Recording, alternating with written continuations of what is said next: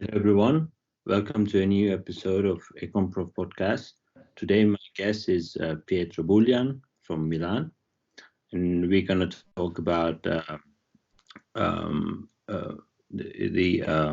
pandemic problem in European Union, how the European financial authorities should respond, and we're going to discuss whether the reactions from northern countries are fair or not. Hi, Pietro. Hello. Welcome to the program. So first, I would like to ask you that do you think the monetary authorities in European Union, have mandate to facilitate the funding opportunities to southern countries in response to pandemic crisis? Okay, so the response of the monetary authority in the European Union has been challenging at the beginning, meaning that the first public statement of Mrs. Lagarde was, we will not close spreads because it's out of our mandate, which is a fair point of view because it's not in the mandate of the ECB to take care of the spreads, meaning the yields on bonds of the participant countries. But then basically as the problem became more widespread outside Italy, it became clear that southern states could have not fund themselves for deficits that this year may go up to as much as 10% of GDP, for example, for Italy, and similar numbers for Spain, Portugal, and Greece, and all these other countries. So technically, they didn't have a mandate because of this statute of the ECB, but with the spreading of the pandemic, it became clear that there was the political will to grant the ECB broader power to sustain the funding of southern countries. So the ECB started the PEPP, meaning Pandemic Emergency Purchasing Program, and started to massively buy debts, especially from southern countries. First data on this program show that most of the debt that the ECB bought was from Italy, and basically this is what the northern country has agreed so far. So the northern countries has agreed that the ECB can sustain the funding of the southern country. And another move, which is actually very recent, it was just a couple of days ago, the ECB said that it will keep buying debt from southern countries, and it will keep accepting this debt as a collateral to fund banks, even if its rating goes below the investment grade, because the fear for Italy, for example, right now, that it has a BBB rating with a negative outlook, and the fear is that it will just be downgraded to non-investment grade. Do you think that this can be considered as that ECB does not see this situation something related to bad behaviors in the past? I think yes, and I think we can also quite agree on that. On the fact that the shock is exogenous and unpredictable. So far so good. The real issue will then be how to fund the reconstruction. So how to fund the expenditures after the pandemic is over and the economies will be severely hit, and that is why the past responsibility will play a very important role, and it is where the northern countries are resisting the request from southern countries to share future debt. And so here we get to the current debate, which is between the ESM, the Eurobonds, and the approved and the last night, two nights ago, approved the recovery fund. So the debate is about the technical form and the requirements that will be needed to have some sort of common funding in the future to reconstruct the economy. And this is where the real political issue is. Mm-hmm. And I mean, it's actually a very challenging situation because European Union has already a program to fund insolvent countries, which is the ESM, the European Stability Mechanism. That if one country applies to the ESM, to the ESM, it can gain access to the OMT, so outright monetary transaction of the ECB, and this grants them the funding that they need. The trick is that if one country asks for this kind of support from the ESM, which is funded with some 70 billion euros, but it can fund itself on the market for additional 700 billions. So if one country asks for the financial support, it has some conditionality, meaning that it loses some of its autonomy on the fiscal policy, but a commissioner from the European Union basically walks in the Ministry of Finance and tells what and what not to do. Do you think this is? You see this as a feasible condition for, at least in case of Italy? I mean, do you think the Italian government would agree on this kind of exchange? That is exactly the issue, meaning that no government is happy to agree on that because it will basically lose all that it can do to gain some consensus, meaning the fiscal policy. But I think it's a sensible request, meaning that if I have to lend money to a government, to a state which is already bankrupted, so it cannot fund itself, at least I have to be certain that I can, have a say in what they will do with the money.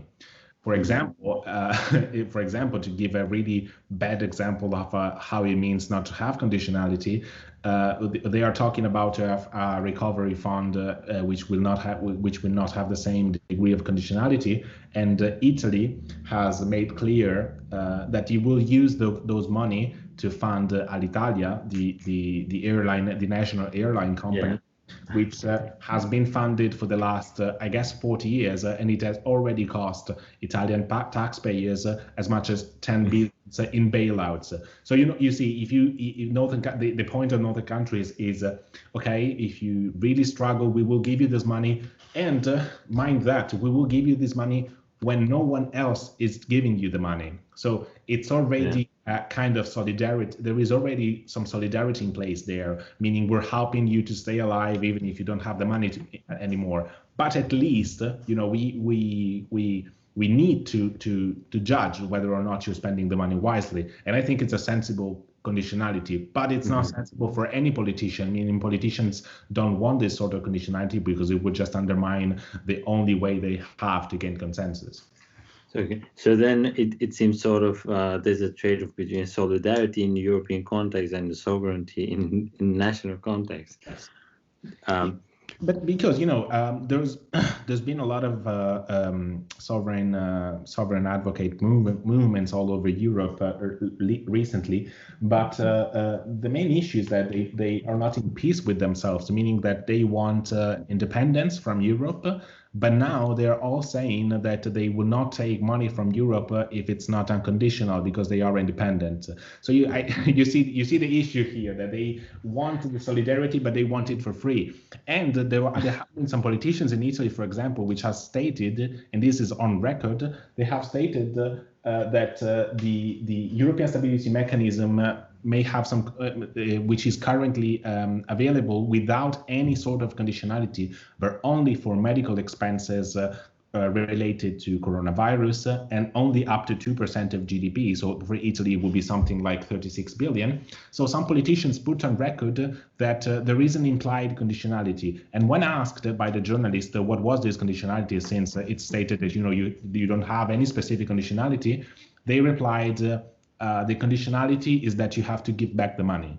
So I don't know if they wanted the money for free or like a gift, but the debate is getting pretty stupid at this point, and this is why the Eurobond debate is stuck, because Eurobonds would just mean that that governments can collectively fund themselves as European countries, but then they will have total independence about the choices of where to spend the money. But perhaps the IMF would ask for the same conditions, same requirements from the Italian government, right? I mean, IMF seems like they are in favor of letting the ECB or ESM or European authorities to help European countries, because I think they have to provide more financial support to emerging countries or developing countries. But IMF asks the same conditions, right? So yes, so that it doesn't seem to me that it's really an extraordinary situation that ECB or ESM. Exactly. Yeah. Exactly. It's just also it's different from the IMF, because in the context of European countries where they found a European stability mechanism with their own money, it's not like an entity in New York is providing you some special the currency of the IMF. I don't remember the English for that, or I guess it's a special withdrawing right or something like that. But it's not like this. It's like citizens, taxpayers from all the European countries are providing you financial assistance. So it's extremely naive to believe these may happen without any sort of conditionalities. So, for example, what they're not taking in consideration, but it would be very sensible in my point of view, is that you can issue Corona bonds or Euro bonds, or call them what they want. So, bonds which are shared with all the European countries. But at least there must be the conditionalities that those money which are raised with those Euro bonds are spent. The expenditures are made upon decisions of a European body, meaning they're not just going to transfer you the money and you spend them as you want. But for example, let's say we want to fund a European research on health.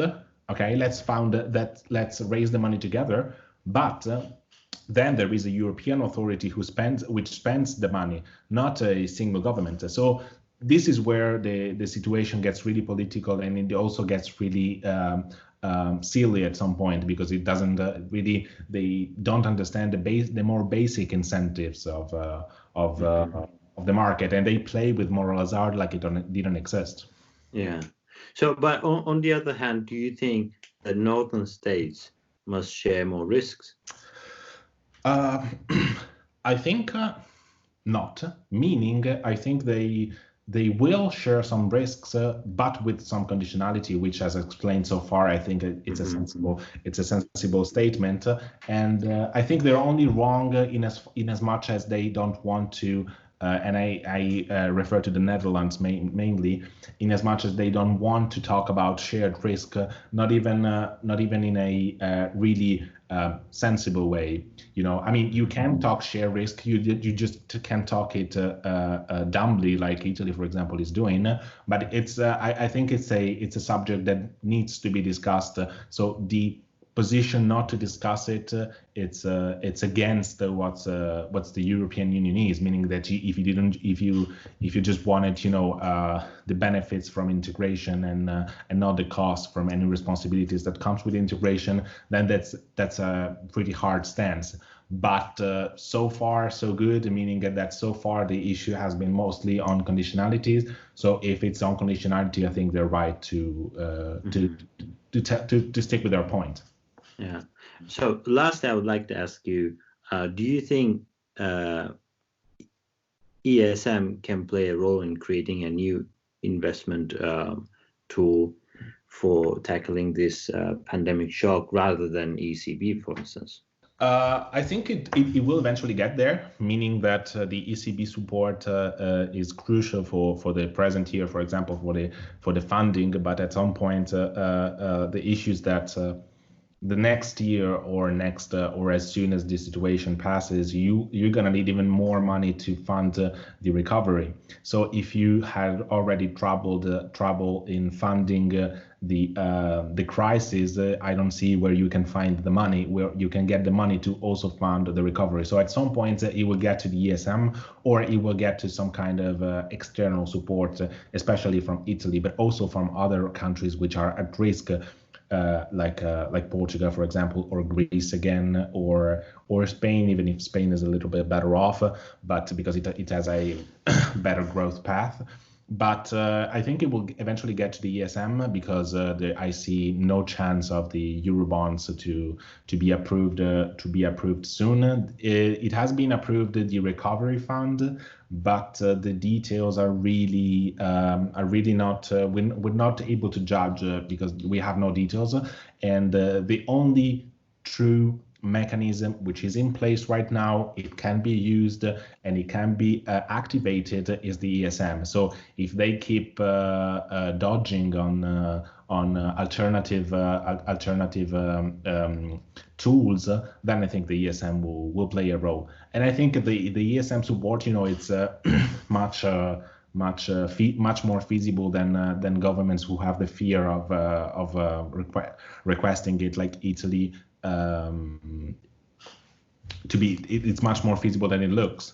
Like it has been used, for example, in Portugal, in Spain, and in Ireland already, and it has worked pretty well. Meaning that the conditionality imposed in Spain, for example, has paid off in the medium time. Spain has been able to slash unemployment of 10 points in 5 or 6 years, I guess, and it's been a really impressive result, and that's only because of the conditionality posed by the ESM. So I don't see why we should fear the ESM so much. I think it would be a good occasion for Italy, actually. Mm-hmm. Thank you very much, Pietro. Thank you. It was very nice to have you here, and thanks to all our listeners. Thank you again.